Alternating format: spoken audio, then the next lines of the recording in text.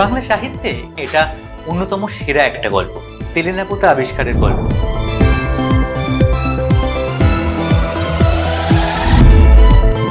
আমাদের আজকের পর্ব কিন্তু শেক্সপিরিয়ান কমেডি নিয়ে।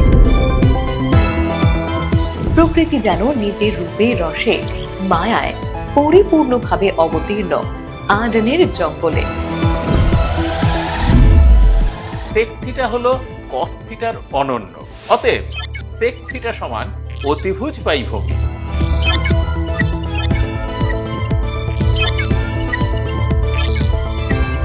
কোসাইন আসলে সাইনের কমপ্লিমেন্টারি অ্যাঙ্গেল। টিউটোপিয়ার ভার্চুয়াল ক্লাসের আসরে নতুন বিষয় রসায়ন নিয়ে।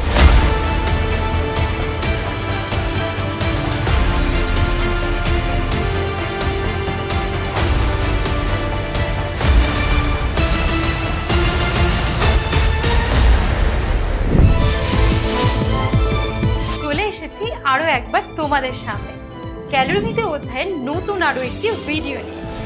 বালি এবং জলের ক্ষেত্রে ধ্রুবক এস এর মান আলাদা হবে।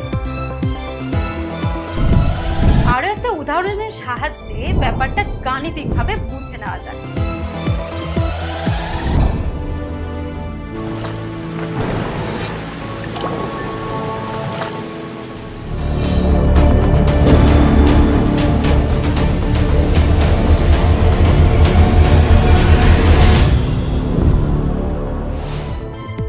তাদের প্রকৃত সৃষ্টির রহস্য রয়ে গেল আজও অতল অন্ধকারে।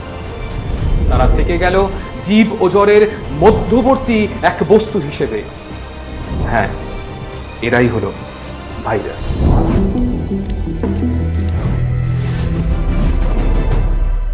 মানব সভ্যতার ভালোর জন্য ভবিষ্যতের সম্ভাবনাগুলোর কথাই আলোচনা করে দর্শন।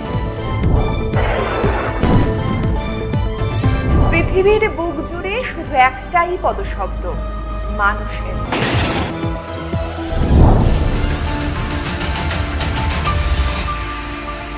রাষ্ট্র, যা শুধুমাত্র পৃথিবীর বুকের ওপর কাল্পনিক রেখায় আঁকা একটা মানচিত্র নয়।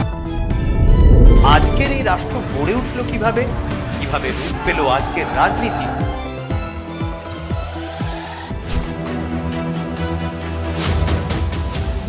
আজ আমাদের আলোচ্য বিষয় হলো অরণ্য সৃষ্টির উপর প্রাকৃতিক পরিবেশের প্রভাব।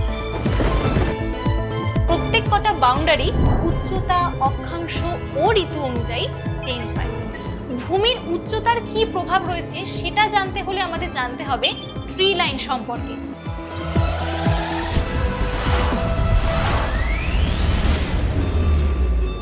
ইতিহাস আমাদের জানতেই হবে, আর এই পর্বে আমরা জানবো ইতিহাসের যুগ বিভাজন সম্পর্কে।